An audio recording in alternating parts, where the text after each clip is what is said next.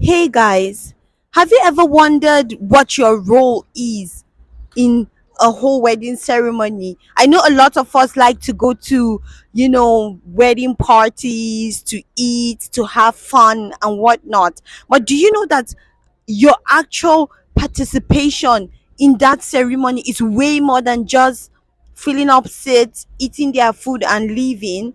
And hey, before you say this video is just for people who attend weddings, no, it is for people who are unmarried and people who intend to get married and people who are married and people who attend weddings. Now, marriage is a very deep covenant between a man, his wife, and God, meaning that when you stand in front of these people, oh yes, obviously, and the people present at the wedding. So when you stand in front of God with your husband or your wife and you read your vows, you are making a promise.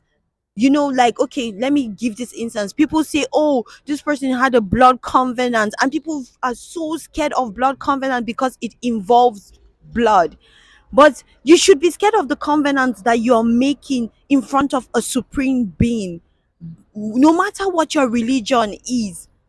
As long as you go before the God that you serve and you acknowledge to say, hey, I choose to take this person, it automatically means that you have gone into a spiritual covenant. And maybe a lot of people are making mistakes because they don't know their role in a wedding or on or in a marriage. Now, if you go to a wedding, husband, your role is very, very important. You are expected to love a woman or your wife just as you love yourself. Meaning that whatever you would do to yourself because of how much you love yourself, that's the same thing that is expected of you to do for the woman that you're bringing into your home. Meaning, if you have a business deal and you don't need distractions, you need to focus to give your all because you want the best for your future. That's the same energy you're going to bring in when you have a wife that you're bringing into your home.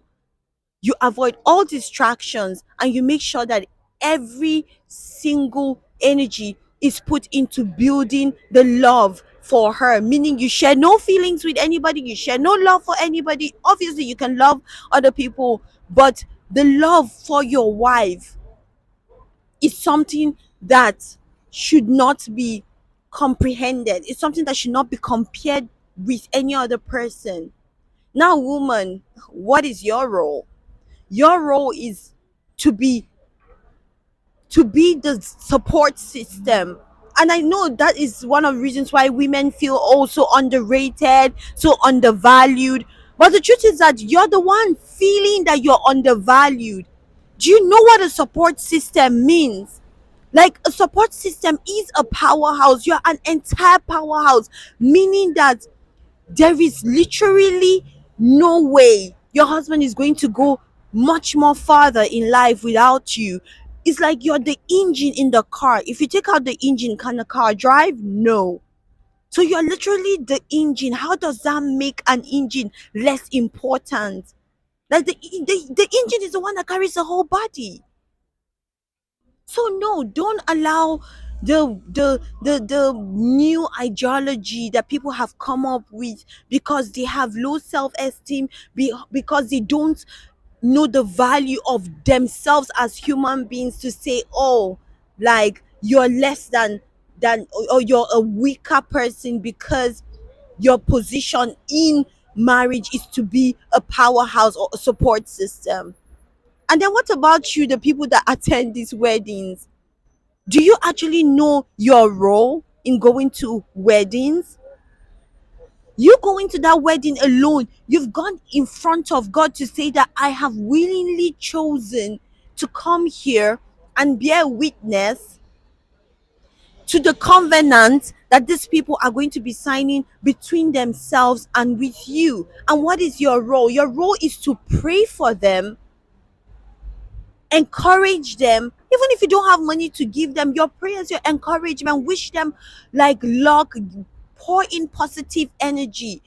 If you go to a wedding and you come back home and you talk down on that wedding because the people couldn't afford to do A, B, C, D, and Z, or you feel it's not up to standard, or this and that, or you didn't get food, or or you didn't get the kind of souvenirs you wanted, or you just want to just say, oh, the bride looked ugly, or the suit is cheap, all those things, you are incurring a very huge curse on yourself, and you wonder why some things don't work out for you.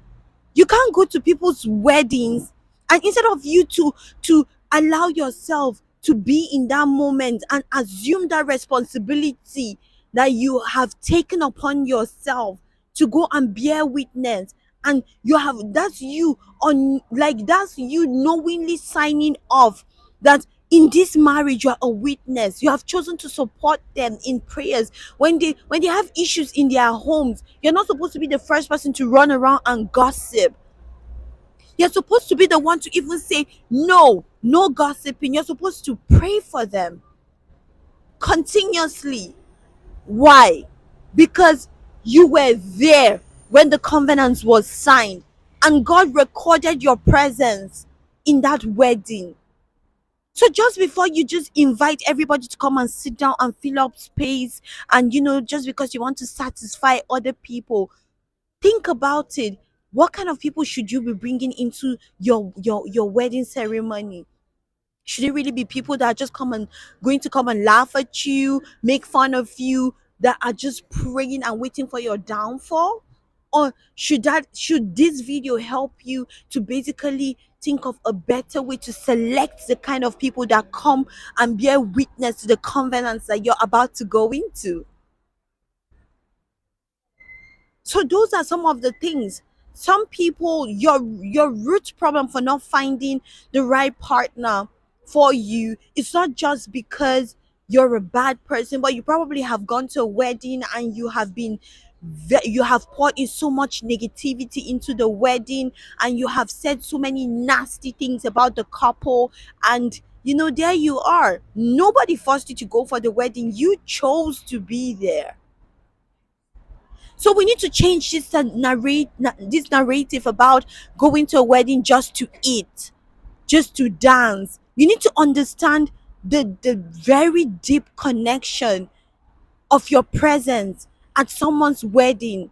You need to understand what it has to do with you being there, what it has to do with God, what it has to do with your personal life, your growth as a person.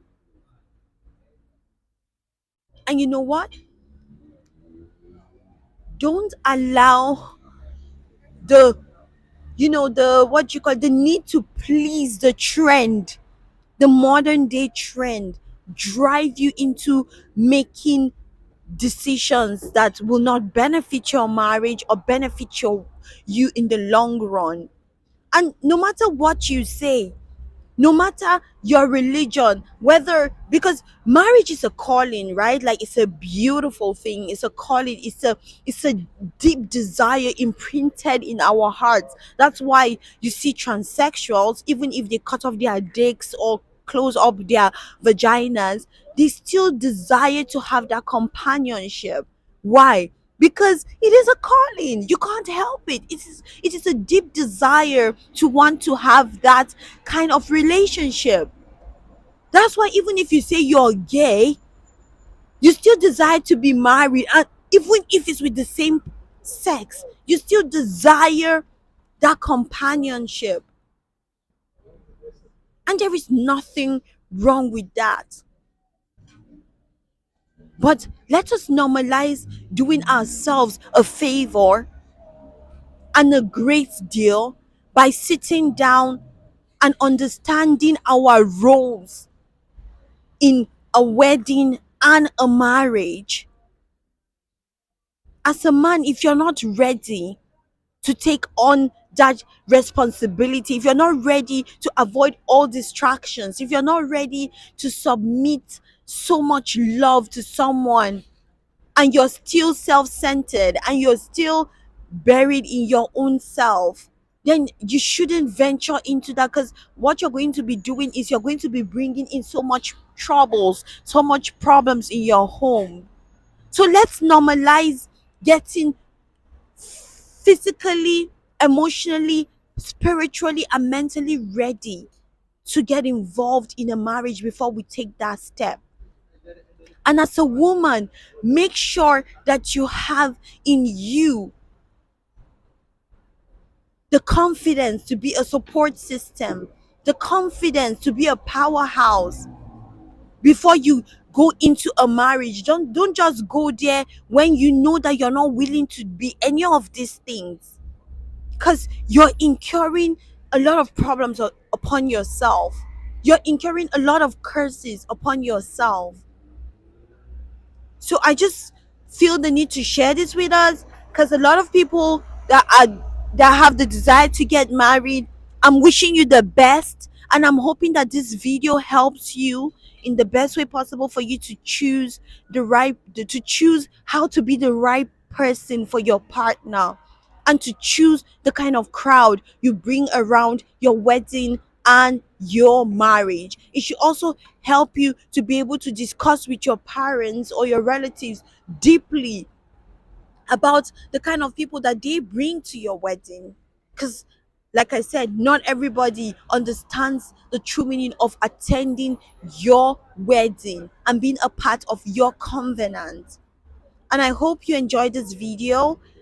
I hope I made a very valid point that can guide you going forward. And if you're married and you didn't know all of this before getting married, it's not too late for you to try to get it right. It's not too late at all. You can always, always make up your mind to do the right thing. There is nothing like it's too late. And yeah, I hope you like the video. You know what to do, guys. Don't forget to hit the subscribe button, like, and comment. And if you have anybody you feel this video will help, please, by all means, don't hesitate to share it with them. Until next time, guys. Bye.